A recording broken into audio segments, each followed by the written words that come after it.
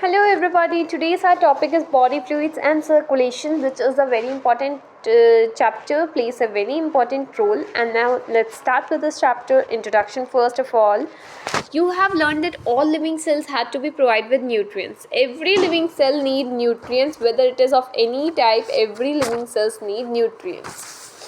Okay, and other essential substances also, and harmful waste has to be removed from the body continuously from the body, ताकि हमारी body का function कैसा हो, थोड़ा अच्छे तरीके से हो. It is therefore essential to have a efficient mechanism. तो अब इस रिमूवल के लिए और इस ट्रांसपोर्टेशन के लिए हमारे पास क्या होना चाहिए, एक एफिशिएंट मैकेनिज्म प्रेजेंट होना चाहिए for the movement of the substances from cell to cell, ताकि हमारे ईच सेल को अच्छे से क्या मिले, न्यूट्रिएंट्स मिले, और हमारे सेल्स ने जो हार्मफुल वेस्ट सब्सटेंस बनाया है वो भी हमारी बॉडी से क्या हो जाए, तो रिमूव होता रहे. तो उसके लिए क्या है, मैकेनिज्म है, और उसी मैकेनिज्म को हम पूरे चैप्टर में पढ़ेंगे. Different groups of animals have evolved different methods. Now we have already learned in chapter number 4 ki Porifera, Coelenterata, Ctenophora, Platyhelminthes. So there are so many types of animal and organisms, and every group of animal have a different method for this mechanism. Okay, like if I talk about simple sponges, तो simple organisms में क्या होगा, simple organisms जैसे कि sponges and Coelenterata will have the circulation how through water, like body cavities present होती हैं उनके पास facilitate करने के लिए. अगर कॉम्प्लेक्स ऑर्गेनिज्म है तो कॉम्प्लेक्स ऑर्गेनिज्म में क्या होगा, स्पेशल फ्लूइड्स होते हैं, and these special fluids are known as what, blood. So blood is the most commonly special fluid which is used in higher organism for transport of substances. Another body fluid is also present, that is known as lymph, which is also helping in transport of these certain substances. बहुत सारे ऐसे substances है जो blood transport नहीं करता पर lymph करता है. सो इस चैप्टर में हम ब्लड और लिम्फ और पढ़ने वाले हैं, और सर्कुलेशन ऑफ ब्लड के मैकेनिज्म को भी थोड़ा देखेंगे at the end of the chapter. Now let's start with the blood. Now what is blood? Blood is a special connective tissue. Something a special connective tissue is blood, which consists of fluid matrix, which is also plasma. Fluid matrix किसी और को नहीं कहा गया बल्कि plasma को कहा गया है, और फॉर्म्ड एलिमेंट्स. तो हमारा ब्लड क्या होता है, ब्लड एक स्पेशल कनेक्टिव टिश्यू है, हमने ऑलरेडी पिछली क्लास में पढ़ लिया था. ठीक है, तो ये क्या था, स्पेशल कनेक्टिव टिश्यू था, और जिसमें क्या होते हैं, फ्लूइड मैट्रिक्स होते हैं, plasma. Fluid matrix is only plasma, plasma को ही फ्लूइड मैट्रिक्स कहा गया है, और कुछ हाँ फॉर्म्ड एलिमेंट्स भी होते हैं.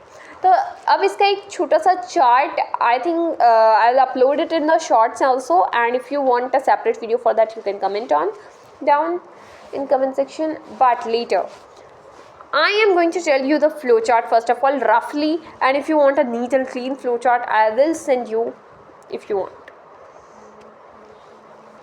See, this is blood. Blood consists of two parts. One is what? One is plasma, and another one are formed elements.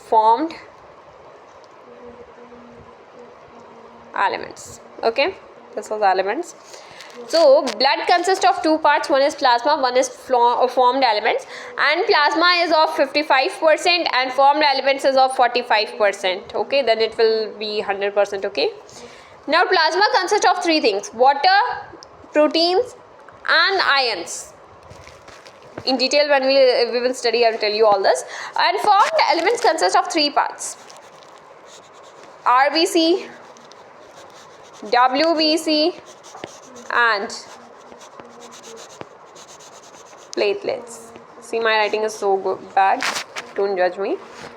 Okay, so this is the whole flow chart of your blood, and this is the only thing we are going to study in blood. Okay, now let's see what is plasma. Plasma is something straw colored का होता है plasma, and it's a viscous fluid. तो plasma होता क्या है, plasma straw coloured का viscous fluid है. Straw coloured यानी कि पेल येलो, जैसा कि हमने अंडरलाइन करा है उसी कलर का होता है प्लाज्मा.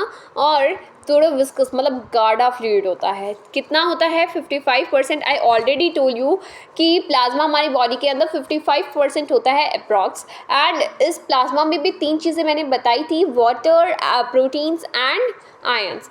तो 90 to 92% of plasma is water, 90 to 92% is plasma is water. Proteins contribute 6 to 8%, 6 to 8% proteins होते हैं। And other plasma also contains small amounts of minerals, lipids and amino acids, glucose and all, ठीक है, इसमें ये भी होते हैं। Now let's see what is proteins। Proteins में मेजर प्रोटीन्स कौन कौन से होते हैं? Fibrinogen, globulin, albumins are the major protein present in the plasma. And fibrinogens are needed for the blood clotting and coagulation of blood clotting और coagulation of blood के लिए हमारे पास फाइब्रिनोजेंस अवेलेबल होते हैं। Fibrinogen is what? Fibrinogen is a protein. Globulin जो होता है, globulin is for defence and mechanism, defence mechanism of body के लिए हमारे पास ग्लोब्यूलिन प्रेजेंट होता है। Albumin is for osmotic balance, मतलब BCOP को मेंटेन करने के लिए एल्बुमिन होता है। अब BCOP is blood colloidal osmotic pressure को मेंटेन करने के लिए हमारे पास क्या होता है? एल्बुमिन होता है। वैसे तो अगर हम बात करें जनरली प्लाज्मा के अंदर 4 प्रोटीन्स होते हैं, ये 3 ही बता रखे हैं NCERT में, but there are 4: fibrinogen, globulin, albumin and prothrombin. Prothrombin and fibrinogen जो होते हैं जस्ट सिमिलर होते हैं। ये दोनों ही क्या होता है? ब्लड में इनएक्टिव फॉर्म में प्रेजेंट होते हैं और दोनों का ही काम क्या होता है? क्लोटिंग और कोगुलेशन ऑफ द ब्लड में हेल्प करवाते हैं। ग्लोब्यूलिन का काम तो हमने देख लिया कि डिफेंस मैकेनिज्म करवाते हैं, और एल्बुमिन क्या करवाते हैं? Osmotic balance, BCOP blood colloidal osmotic pressure को रेगुलेट करवाते हैं। प्लाज्मा के अंदर स्मॉल अमाउंट्स में minerals, ions, gases and glucose, amino acid, lipids etcetera present होते हैं।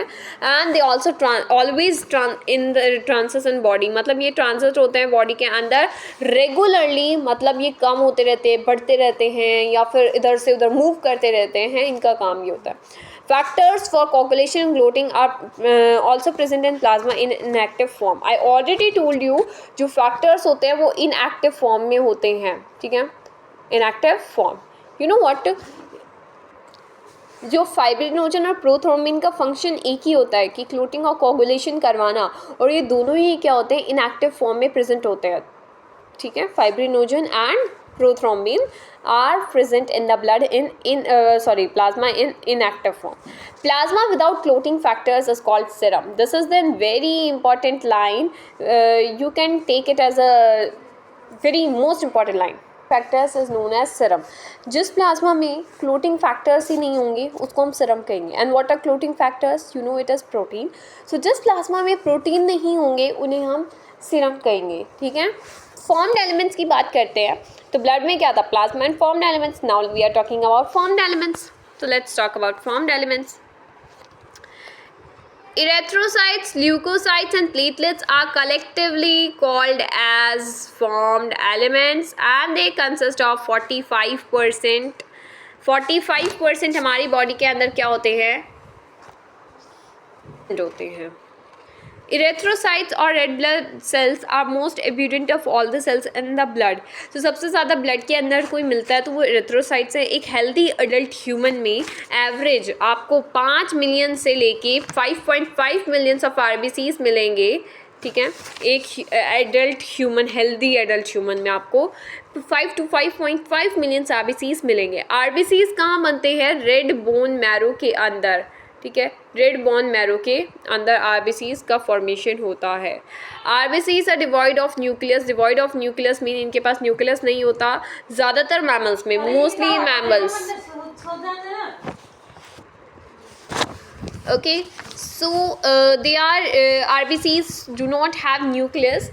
RBCs के पास न्यूक्लियस नहीं होता, ठीक है? ये ज़्यादातर मैमल्स में न्यूक्लियस नहीं होता। वैसे तो अगर ज़्यादातर मैमल्स के RBCs देखें उनमें न्यूक्लियस नहीं होता, या फिर कैमल, लामा की बात करें तो इनके RBCs में है ना न्यूक्लियस होता है। और दे आर बाइकॉन्केव इन शेप। ये बाइकॉन्केव शेप की होती है। They have red coloured iron containing complex protein called haemoglobin. इन अब RBC is red blood cell, means they are of red color. Why these are of red color? If this is the question, so they are of red color due to the iron containing complex protein which is hemoglobin, and hemoglobin is present in every individual's RBC, which is of 12 to 16 gram. 100 ml में 12 से 16 ग्राम तो हमारे पास haemoglobin present होता है। और हमें जैसा कि पता है आरबीसीज में न्यूक्लियस नहीं होता, मतलब इसमें डिवीज़न कैपेसिटी एब्सेंट होती है। आरबीसीज के पास अगर हम बात करें एवरेज लाइफ स्पैन 120 दिन होते हैं। It can only live up to 120 days and after 120 days it die. And die होने के बाद क्या होता है, दे आर, जैसे कि कब्रिस्तान नहीं होता ग्रेवयार्ड, तो आरबीसीज का भी कब्रिस्तान होता है, और उस आरबीसी के कब्रिस्तान को स्प्लीन कहते हैं। Spleen is also the blood bank of the blood bank भी होता है आरबीसी ऑफ द बॉडी। तो blood bank of the body is RBC only, क्योंकि यहाँ पर कुछ आरबीसी स्टोर भी होते हैं। Now let's talk about leucocytes which are of white colour. Leucocytes are also known as white blood cell. इनको WBC भी कहा जाता है। क्यों कहा जाता है? क्योंकि ये कलरलेस होती है। कलरलेस क्यों होती है? क्योंकि इनके पास हीमोग्लोबिन नहीं है। जिसके पास हीमोग्लोबिन होगा वो रेड कलर का होगा, जो कि आरबीसी ऑलरेडी थे। और they are nucleated and relatively less in number. इनके पास न्यूक्लियस भी प्रेजेंट होता है और ये नंबर में थोड़े कम होते हैं। That is average 6000 to 8000। अगर वही बात करें आरबीसी की तो वो मिलियंस में थे, और यहाँ पर ये 6000 to 8000 ही है। ल्यूकोसाइट्स कैसी हैं? जनरली शॉर्ट लिव्ड है, कुछ दिनों के लिए या फिर कुछ महीनों के लिए ही ज़िंदा रह सकती हैं ल्यूकोसाइट्स। हमारे पास दो मेन कैटेगरी ऑफ WBCs होती हैं, generally granulocytes, neutrophils, eosinophils, basophils, granulocytes हैं, लिम्फोसाइट्स एंड मोनोसाइट्स क्या हैं? अग्रैन्युलोसाइट्स हैं। न्यूट्रोफिल्स की बात करें तो ये थोड़े बेसिक होते हैं नेचर में। सबसे ज़्यादा सेल में यही ल्यूकोसाइट्स में सबसे ज़्यादा न्यूट्रोफिल्स प्रेजेंट होते हैं, जो कि 60 to 65% होते हैं। बेसोफिल्स की बात करें तो ये 0.5 to 1% होते हैं।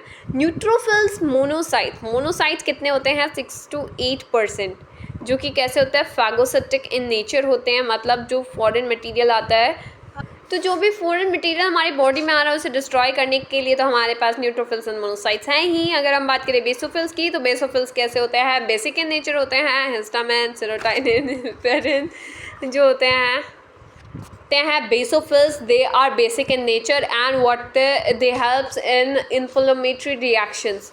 If we talk about eosinophils, 2 to 3% के हमारे ल्यूकोसाइट्स में होते हैं। इसेनोफिल्स जो होते हैं एसिडिक इन नेचर होते हैं, और कोई भी इन्फेक्शन हो जाए बॉडी में तो उससे बचाते हैं हमें, या फिर कोई भी तुम्हें एलर्जिक रिएक्शन हो रखी हो, जैसे कि कई लोगों को मेहंदी से होती है, कईयों को फूल से होती है, तो इन सब से एलर्जिक रिएक्शन से बचाने वाले भी हमारे इसेनोफिल्स होते हैं। They are acidic. लिम्फोसाइट्स की अगर हम बात करें तो they are 20 to 25% are of 20 to 25% lymphocytes होते हैं। लिम्फोसाइट्स दो तरह के होते हैं, in B form and T form. दोनों ही लिम्फोसाइट जो बी और टी फॉर्म में होते हैं, they are responsible for immune system के लिए रिस्पॉन्सिबल। अभी कोरोना वायरस आया था तो उससे बचाने वाला कौन था? हमारे बी और टी लिम्फोसाइट्स थे। वैसे तो न्यूट्रोफिल्स भी थे क्योंकि वो फॉरेन सब्सटेंस था, तो उससे बचाने के लिए तो थे ही, पर हमारी इम्यूनिटी को मेंटेन करने के लिए, हमें इतनी ताकत देने के लिए, हमारे इम्यून सिस्टम को बढ़ाए रखने के लिए कौन थे? लिम्फोसाइट। और कौन से? बी और टी दोनों। अब लास्ट टॉपिक बचा है प्लेटलेट्स, उसको 2 मिनट में कंप्लीट कर क्लास को ओवर करेंगे। प्लेटलेट्स को क्या कहते हैं? थ्रोम्बोसाइट्स कहते हैं। थ्रोम्बोसाइट्स, अब जब मेगाकैरियोसाइट सेल फ्रेगमेंट्स में टूटता है, मेगाकैरियोसाइट्स क्या होता है? एक स्पेशल सेल होता है बोन मैरो के अंदर। जब वो फ्रेगमेंट्स में टूटता है तो क्या बनते हैं? प्लेटलेट्स बनते हैं। ब्लड में नॉर्मली 1,50,000 से 3,50,000 प्लेटलेट्स प्रेजेंट होती हैं, और प्लेटलेट्स का नंबर अगर 40,000 से नीचे आ जाए ना तो मतलब बहुत बहुत बड़ी बात है ये। 40,000 से नीचे आना मतलब खतरे की बात है।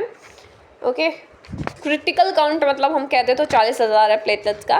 प्लेटलेट्स रिलीज सब्सटेंसेस, जिस वजह से कोगुलेशन या क्लोटिंग ऑफ ब्लड होता है, हमारी चोट लग जाती है तो कोगुलेशन या फिर क्लोटिंग ऑफ ब्लड कौन करवाता है? प्लेटलेट्स से तो करवाती हैं।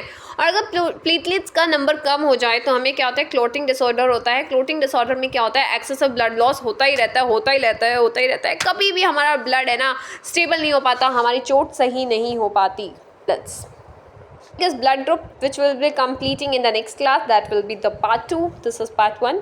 So let's see the diagrams here which are given. Okay, so what is this? Diagrammatic representation of all the formed elements in the blood. This is RBC. RBC कैसा होता है? हमें पता है RBC is of red color. So ये क्या red colour का दिख रहा है, पर यहाँ पर है ना इन लोगों ने एक गलती कर दी, इन्होंने शेप को डिफाइन नहीं करा। इन्होंने कहा था कि भाई आरबीसी कैसा होता है? बाइकॉनकेव होता है, पर यहाँ कहाँ हमें बाइकॉनकेव बता रखा है? हमें नहीं बता रखा ना। तो आरबीसी इस रेड कलर के होते हैं, इतना बता दिया। ये प्लेटलेट्स हैं। प्लेटलेट्स क्या है? ये मेगा कैरियोसाइट जो फ्रेगमेंट सेल फ्रेगमेंट्स में टूट रहा है तो प्लेटलेट्स बन रहा है। This is platelets. ना इसेनोफिल्स की बात करें जो कि कैसे होता है? एसिडिक इन नेचर होते हैं, इनका न्यूक्लियस कुछ ऐसे सी शेप्ड होता है। बेसियोफिल्स की बात करें, बेसियोफिल्स जो होते हैं बेसिक इन नेचर होते हैं। This is basophils. This is neutrophil. Neutrophil are acidic basic means neutral conditions में जो यहाँ पर अगर हम इसेनोफिल्स की बात करें, एलर्जिक रिएक्शन वगैरह होगी या फिर कोई भी ऐसी प्रॉब्लम होगी तब ये इसेनोफिल काम करेंगे। बेसियोफिल कब करेंगे? जब फॉरेन मटेरियल आ जाएगा तो उससे बचाने के लिए हमें काम करेंगे। Phagocytic nature. Neutrophil same phagocytic nature, foreign material आ जाए तब। मोनोसाइट कब हेल्प करेगा? मोनोसाइट जब हेल्प करेगा तब क्या होगा हमारे पास?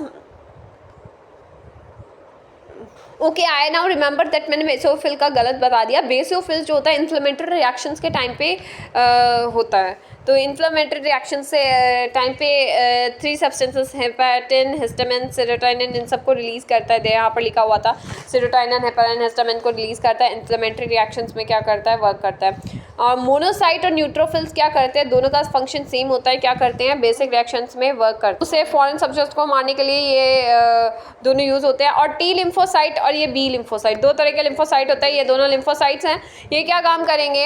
हमारी है ना इम्यूनिटी को मेंटेन करने के लिए टी लिम्फोसाइट्स और बी लिम्फोसाइट्स प्रेजेंट होते हैं। ठीक है, so this was the diagrammatic representation of formed elements. एक बार दोबारा सभी को रिवाइज करेंगे हम लोग fastly. Let's revise this. Okay, RBC का काम क्या है? क्या काम है आरबीसी का? तो आरबीसी का तो काम भाई हमारे ब्लड को ट्रांसपोर्टेशन वगैरह में हेल्प करना, हेमोग्लोबिन की एफिनिटी को मेंटेन करना। प्लेटलेट्स का फंक्शन क्या है? ब्लड कोगुलेशन, क्लोटिंग को प्रिवेंट करना, क्लोटिंग ऑफ ब्लड कोगुलेशन करना। इसेनोफिल्स का ये उस टाइप की रिएक्शंस जो एलर्जिक रिएक्शंस में वर्क होता है। बेसियोफिल्स इन्फ्लेमेटरी रिएक्शंस में वर्क होता है। न्यूट्रोफिल और मोनोसाइट्स के फेगोसिटिक सेंटर होते हैं ये। ठीक है, टी लिम्फोसाइट, बी लिम्फोसाइट्स क्या होते हैं? ये हमारे इम्यून रिस्पॉन्सिबल होते हैं। तो ये हमारा चैप्टर हो गया है यहाँ तक, ब्लड ग्रुप्स तक। Now we will be starting blood group in next class. Thank you.